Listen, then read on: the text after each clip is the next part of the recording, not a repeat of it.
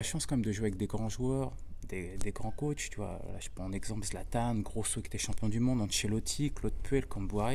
Je peux encore t'en citer d'autres, mais qu'est-ce qui t'a marqué le plus chez eux et qu'est-ce que t'as appris vraiment autour d'eux? Beaucoup de choses.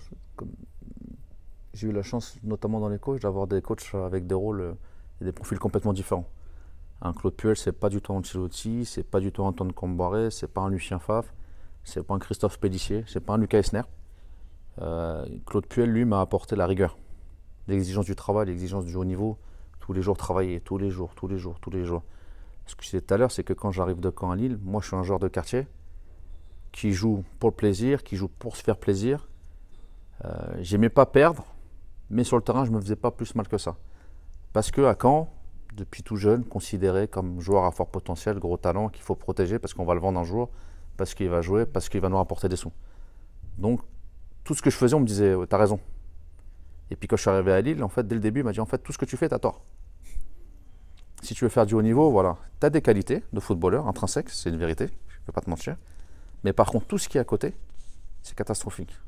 L'hygiène de vie, la partie athlétique, l'exigence du haut niveau, le travail, c'était pas mon truc. Donc lui m'a apporté toute cette rigueur-là et je le remercie encore. Ça a été très compliqué pendant 6 mois, c'était vraiment difficile pour moi quand je suis arrivé à Lille parce que physiquement j'étais à la ramasse. Même si ça faisait 3 ans que je jouais en Ligue 2, en fait je foutais rien. Je jouais que sur des qualités. Et lui m'a appris, ouais, il m'a dit ouais, les qualités c'est bien, tu vas faire une carrière, sûr et certain, parce que tu as des qualités, mais tu n'arriveras pas à passer les étapes pour aller plus haut. Donc lui m'a apporté ça. Un Carlo Ancelotti m'a apporté aujourd'hui dans ma gestion quotidienne beaucoup de choses parce que j'ai adoré. Je parle même pas du coach, du tacticien, ça on va pas démontrer, il a tout gagné. Énorme. Mais les relations humaines, comme la gestion d'un garçon qui joue pas, l'importance d'une personne qui joue pas. Et aujourd'hui, c'est ce que j'explique, certes, des fois même nous dans le recrutement, quand les gens vont dire ouais mais telle personne vous l'avez pris mais il joue pas beaucoup. Ouais mais je t'explique, en fait lui au quotidien, même sans jouer, vous vous rendez même pas compte de l'importance qu'il va avoir parce que tous les jours il pousse les autres à être meilleurs. Et si les mecs sont bons le samedi, c'est parce que lui il est bon toute la semaine. D'accord. Et il accepte ce rôle-là. Mais c'est dur à faire. Il faut accepter quand tu es joueur de foot, de dire moi je vais m'entraîner bien pour que les autres soient bons, mais en fait c'est pas moi qui moi on me voit pas. C'est un rôle qui est ingrat, qui est compliqué à faire. Et tu as certains garçons qui l'ont fait cette année très très bien, ce que j'aurais dit au téléphone, je le remercie. Parce que moi j'aurais pas accepté de le faire en étant joueur. Moi je voulais jouer le samedi et dire ouais tu t'entraînes bien mais tu vas pousser les autres. J'aurais dit ouais c'est bien mais en fait je vais aller jouer autant. Et ben eux ils ont été capables de le faire cette année. Est-ce qu'ils sont capables de le faire 2 3 ans? Je sais pas. Mais cette année il y a 3 4 garçons qui jouent un peu moins, qui ont poussé tous les autres au quotidien à être meilleurs parce que sinon ils allaient prendre leur place. Et du coup ils ont élevé le niveau à l'entraînement et obligatoirement en match. Donc Ancelotti m'a appris cette gestion-là indirectement, hein, parce que c'est pas lui qui me dit ouais, qui va me voir me dire faut gérer comme ça. Mais en fait j'ai regardé comment il faisait et en fait tout le monde avait de l'importance. Ibrahimovic avait énormément d'importance, mais comme celui qui jouait jamais. Mais surtout sur les primes, sur les stages, sur les déplacements, sur la gestion au quotidien, beaucoup d'humilité. Tu étais vraiment quelqu'un d'hyper talentueux. Tu as même été en équipe de France après, mais tu en parleras. Mais ça doit être impressionnant de se retrouver au milieu de, on va dire, de stars. Même quand tu arrives au PSG, c'était ton rêve. Mais en fait, tu te rends pas compte. La première fois que j'ai.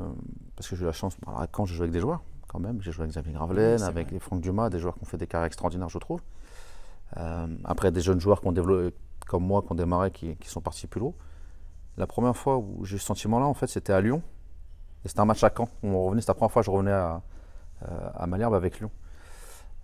Au moment descend du bus, il y avait tout le monde, tu as cité, il y avait Fabio Grosso, mais à Oui. l'époque, tu avais Juninho, tu avais Coupé, pardon, tu avais Benzema, etc. Et quand on descend du bus, en fait, bah, moi, les gens me connaissaient, parce que j'étais là quelques années avant. Je ne vais pas dire qu'ils ne m'ont pas calculé, mais pas loin.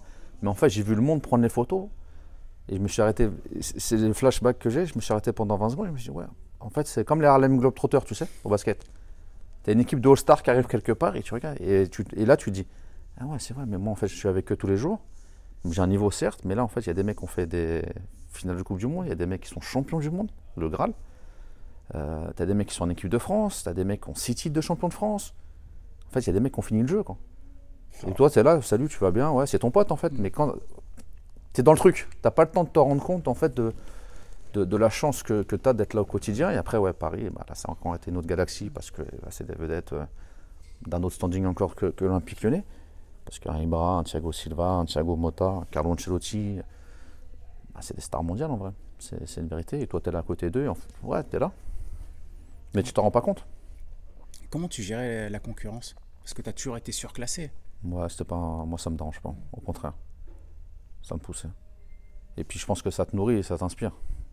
Tu n'as pas le choix quand tu arrives à Lyon ou à Paris. Quand tu joues au milieu de terrain, tu n'es pas 3, tu as 7-8 joueurs qui peuvent jouer pour 3 places. Donc tu es obligé d'être bon la semaine. Et le week-end, presque, c'est plus facile que la semaine. Mais ça fait avancer. Tes souvenirs, justement, tu en as des sacrés sur ta carrière. Est-ce que tu peux nous donner 3 moments forts? Mon premier match en Champions League, à Benfica. J'étais avec Matt Moussilou et Nico Plestan, et quand on a entendu l'hymne, on s'est dit voilà, on y est. Là, on joue pour de vrai. Parce que c'est ce que tu regardes depuis tout petit, le mardi, le mercredi soir, tu sais, avec l'hymne de la Champions League, Thierry Gerardi qui commentait, les fameux buts de Lyon, les coups francs de Juninho, etc. Les exploits français. Donc là, passage important. Après match en Ligue 2 avec Caen, évidemment. Pas l'oublier, j'avais 17 ans, et tu rentres à la mi-temps. Moi, je suis rentré contre Cannes, tu rentres à Dornano. Première fois que tu joues en pro, tu te dis, mais en fait, depuis tout petit, je fais ça, et ça y est, voilà, c'est arrivé. Et en plus, je suis un gamin. Et troisième, les titres en général. Le fait de pouvoir fêter un titre, le fait que ce que j'expliquais aux garçons ici avant qu'ils soient champions, c'est de partir en vacances et de dire en fait, on ne pouvait pas faire mieux. On est premier. Il y a 19 mecs qui sont derrière toi qui disent on aurait aimé faire comme eux. Et ça, c'est un sentiment que pas tout le monde avait connu ici. Et je dis quand tu vas aller en vacances, tu vas croiser quelqu'un, il va dire félicitations, ouais, vous avez été champion. Tu peux pas faire mieux. Et ça, c'est magnifique comme sentiment. Parce que tu te dis, j'ai travaillé toute l'année, j'ai été récompensé, mais en fait, on a travaillé pour quelque chose. Tu n'as pas de regret. C'est vraiment plus un travail au quotidien, chaque jour pour. Ouais, ils ont beaucoup de travail cette année. Franchement, les mecs, ils ont fait 11 mois de folie. Ils ont travaillé comme des acharnés, ils ont été récompensés. Très, très heureux pour eux. On va basculer maintenant sur ta carrière de directeur sportif qui est sublime, tu vois, sur une première saison. Mais moi, en fait, parler rapidement sur la transition quand on arrête en tant que joueur. Comment tu as fait la bascule rapidement comme ça? Je ne suis pas passé directeur sportif directement parce que d'abord j'étais travaillé dans les médias. Ouais. J'ai commencé avec Téléfoot, la chaîne Média Pro. Dès que j'ai arrêté, moi j'ai arrêté année Covid à Amiens et j'ai enchaîné direct sur la télé. Et après j'ai fait la radio. Donc ça m'a permis de garder mon réseau, d'aller commenter des matchs, de prendre du plaisir à voir des matchs de foot avec des commentateurs, Smaïl Bouabdella, Julien Brun, des potes à moi aussi, Nico Douchès, Benoît Chéroux. Christophe Jallet, Loïc Perrin, etc., des mecs avec qui tu allais jouer. À Téléfoot, on s'est tous retrouvés là et on a dit Benjamin Nivet, on s'est dit voilà, c'est une bonne expérience en fait. Avant on jouait tous ensemble, aujourd'hui on est là sur des plateaux en train de parler de foot, c'est magnifique. Et en plus on est payé pour faire ça. Donc c'est top. Et ça m'a permis de développer une autre facette, d'analyser les matchs en direct, d'améliorer aussi ma façon de parler. Parce que depuis tout petit j'ai toujours un accent.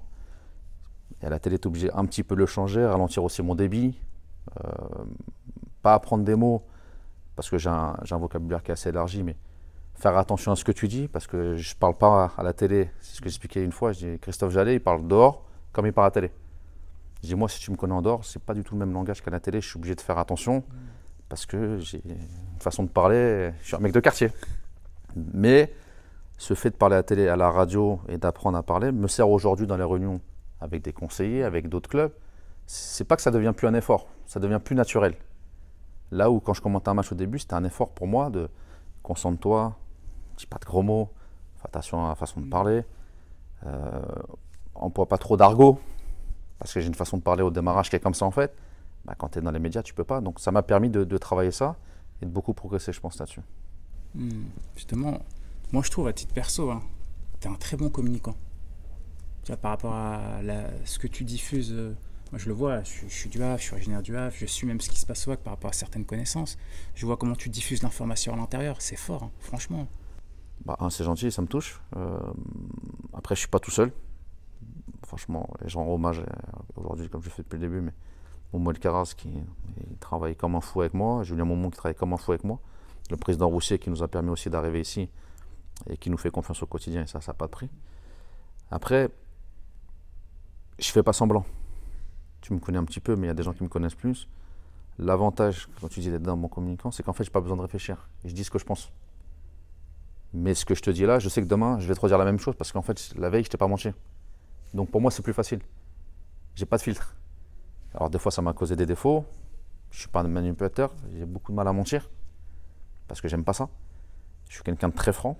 Donc les gens, ils savent que si je t'aime bien, je t'aime bien. Par contre, si je t'aime pas, tu le sais parce que je t'ai dit dans les yeux, toi, je t'aime pas. Et ça, je pense que c'est un avantage parce que quand je vais te revoir dans une semaine, j'ai pas besoin de réfléchir à ce que je t'ai dit la semaine d'avant. Parce qu'en fait, c'est moi.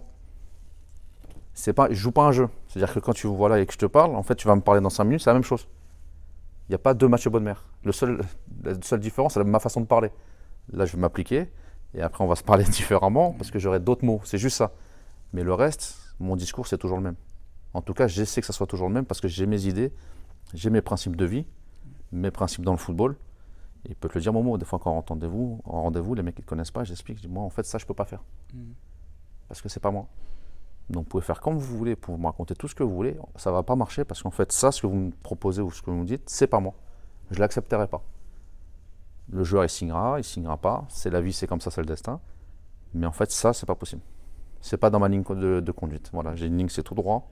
Il n'y a pas de virage. Et souvent, les mecs ils me disent, ouais, mais toi, c'est toujours noir ou blanc. Je connais pas le gris. Je t'ai dit ou je t'ai pas dit. J'ai fait ou j'ai pas fait. Il n'y a pas de milieu. Si je te dis je vais faire une interview, je la fais. Incroyable. Et tu as tenu ta parole. Alors, moi, les gens te le diront, ma parole, c'est. Alors, des fois, je me suis mis dans la merde à cause d'elle. Mais à partir du moment où je donne ma parole, je suis obligé de la tenir. Sinon, je me sens pas bien. Il y a quelqu'un qui m'a dit un jour, la parole vaut l'homme, sinon l'homme ne vaut rien. Et il a raison.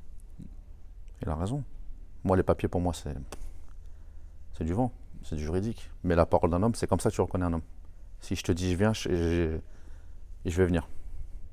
Et si un jour je te dis je viens et que je ne peux pas venir, c'est que soit j'ai eu une galère dans ma famille, ce qui peut arriver, soit que je suis décédé. Et là, il faut se renseigner. Mais depuis tout petit, j'ai toujours été comme ça. Si tu me vois arriver en retard à un rendez-vous, c'est qu'il y a un problème. C'est pas normal. Parce que si je te dis que c'est 11h30, c'est 11h30. Par respect pour tout le monde. Parce que tu as d'autres choses à faire dans ta vie, j'ai d'autres choses à faire dans ma vie aussi. Je ne vais pas arriver à 11h45. Si maintenant à midi, je ne suis pas là, téléphone à quelqu'un, c'est que là, j'ai eu un vrai souci. Mais sinon, c'est le taf. Il faut être rigoureux.